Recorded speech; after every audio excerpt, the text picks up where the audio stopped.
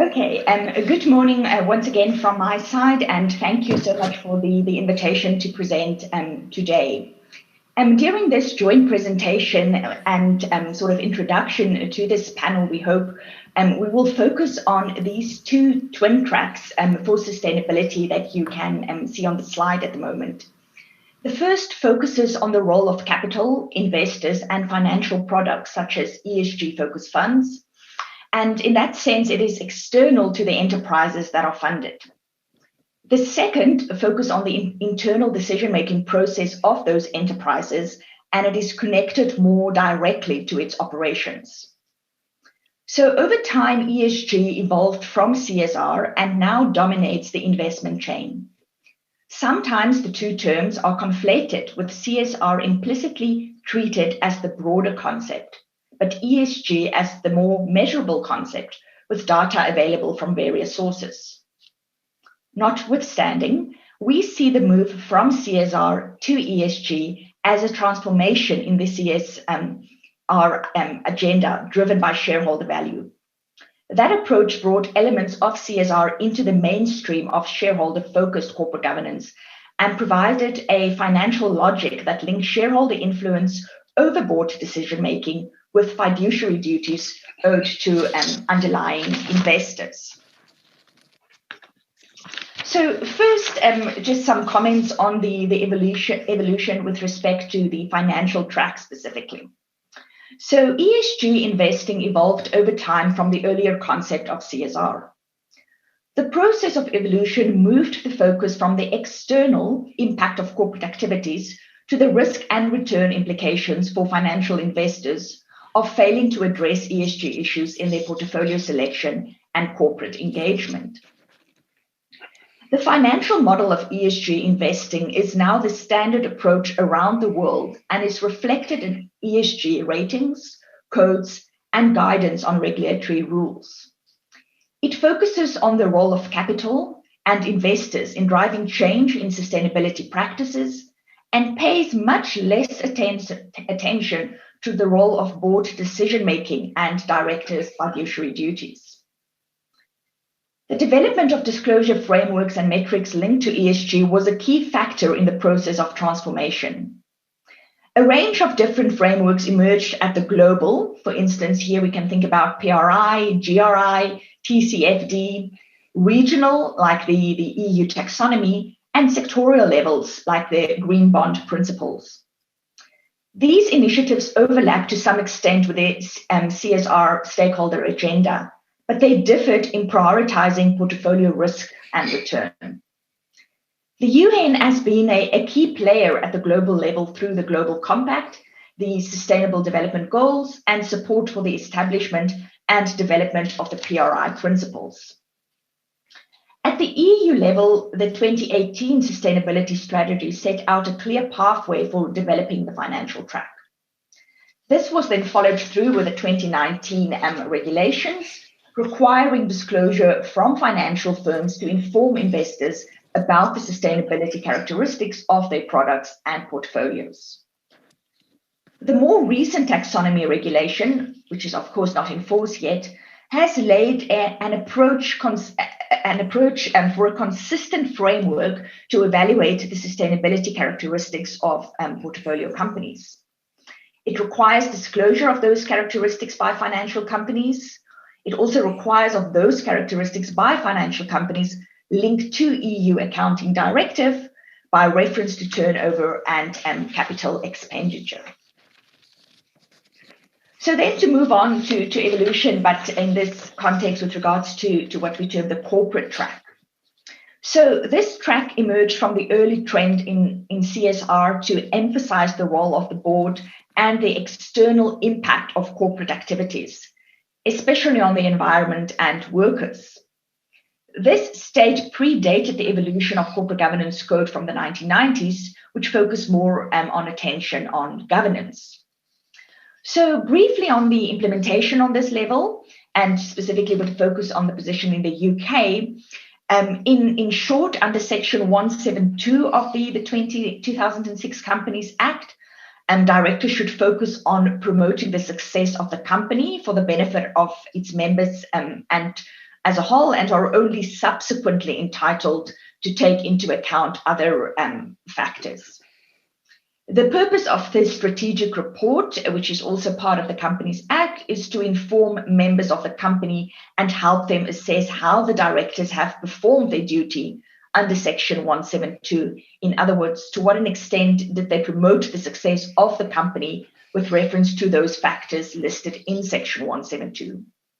So this includes non-financial issues, and companies are then also required, well, certain companies, to produce a Section 172 statement.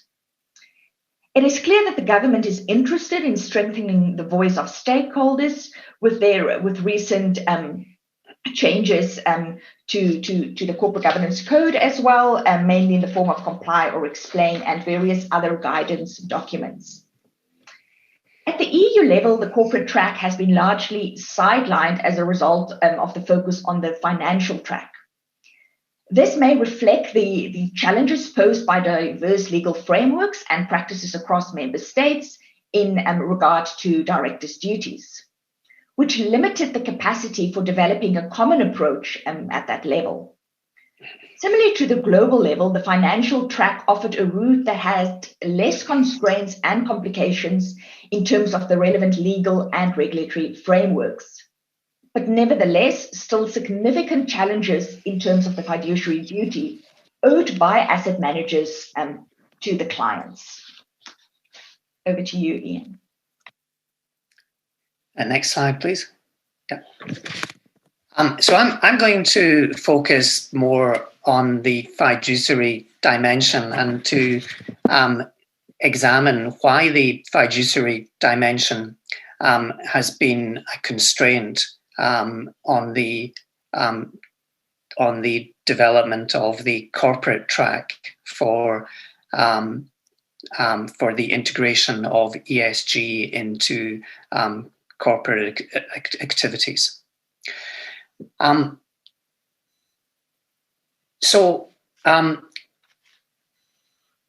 We're interested in asking why is it that we could not leave it to the board of directors to integrate ESG factors into their decision making over the long term? But there are two complications associated with that. Firstly, it's not clear how far the board can go in terms of its decision-making relating to ESG. In other words, there's a degree of legal uncertainty in corporate decision-making around ESG. And secondly, and looking to the left arrow, institutional shareholders may have differing views from the board as to how that process is to be undertaken. And of course, institutional investors need to frame their approach by reference to their fiduciary duty to their underlying investors. So the key point that we observe is that there are two sets of fiduciary duty operating in the same space, but they are formulated and operate differently. The directors owe the duty to the company, and the institutional investors owe the duty to the client, but they are not the same. Now, we argue that we should aim for symmetry in the operation of the two sets of fiduciary duty, and that this would lead to a better outcome. The symmetry we envisage is not currently achieved and is an aspect that is largely ignored in the ESG debate. And there are, I think, two reasons why it's been ignored. Firstly, as has already been mentioned, there are different national provisions relating to directors' duties, as well as there being some legal uncertainty within the national formulations. And one could certainly see that in the UK and even in the US, where there's a considerable debate about how far the board is enabled to give effect to ESG considerations. But also within each track, we observe the classic agency problem at play. So there's the agency problem between the shareholders and the directors within the company. There's the agency problem between the institutional investors and their underlying clients within the investment chain. But overall, we consider that attempting to mitigate these problems and aim for what we term symmetry in the operation of the two sets of fiduciary duty would be a good way forward. So next slide, please. So to say a little bit more about the fiduciary conflict, corporate fiduciary duty raises the issue of whose interest can be considered in board decision making. In the UK, we have what's called the enlightened shareholder value approach that limits the consideration of the interests of other stakeholders. In many other countries, the position is more open-ended, providing broader scope for what we might term CSR and stakeholder or ESG issues to be considered in board decision making. But of course, the position is very far from uniform. Asset manager fiduciary duty is much more focused on financial return via portfolio selection and engagement with portfolio companies.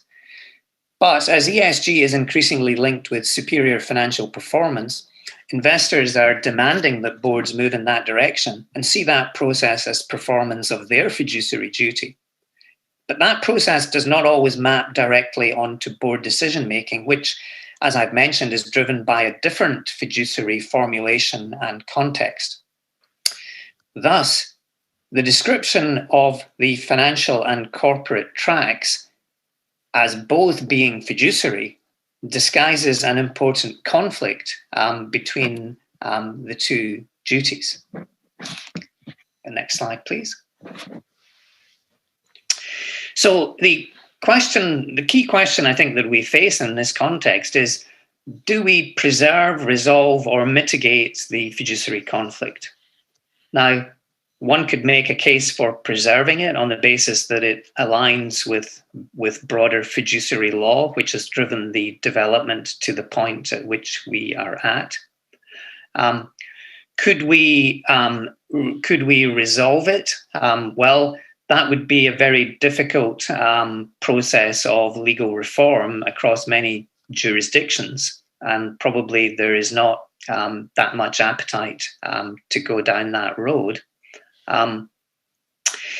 We would say that within that context, the current approach to ESG is only a partial workaround solution. It doesn't really resolve the issue. It bypasses it in favor of exercising influence through the investment chain. We would select the option of mitigating the conflict by giving greater priority to the corporate track in the development of ESG policy and frameworks.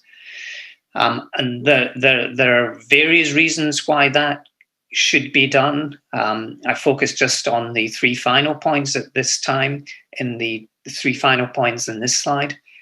The scope of that approach would be broader, reaching beyond capital markets, and it would be neutral as to financing mix. And it would also work even if there weren't any external financing whatsoever. It probably, prioritizing the corporate track, would also locate accountability for ESG more clearly with the board of directors, rather than relying on the investment chain to mediate this process. And to us, it also provides a clearer conduit for stakeholder integration into the ESG landscape, because as it's currently framed, the ESG landscape is very much shareholder focused. And for us, effective ESG integration really implies a better representation of stakeholder interest in board decision making. It brings stakeholders much closer to the operational activity of companies, which is really ultimately what ESG is trying to change. So what would our approach look like? And here I can only sketch out very basic details. So what we would aim for would be, in principle, a transnational model effective across different jurisdictions, which would bypass the complications of amending corporate law. in different jurisdictions. A soft law version would focus on companies rather than asset managers being signatories to the relevant initiatives focused on ESG. Now, that's not an easy option, as it would reverse 2 decades of practice, which has created a form of path dependence in favour of the financial track. But we could also envisage hard law versions of what we suggest. Now, that would focus on constitutional provisions that explicitly empower ESG-focused decision-making at the corporate level. That could possibly be achieved through constitutional provisions related to corporate purpose, around which there's been substantial discussion over the past year or so. But even that's, it's not a simple solution. We might also, within hard law versions, have expansion of the non-financial reporting framework, which has been developed at the EU level, especially to facilitate stakeholder engagement, and more explicit mechanisms for stakeholder representation in board decision-making, about which we'll say a little bit more in the next piece. So just to round up with conclusions on this contribution, what we would observe is that the complexity of the ESG investing landscape across multiple dimensions limits its potential contribution to sustainability. And simplification of the legal and regulatory framework to focus more on the corporate track could make it work better. Thank you.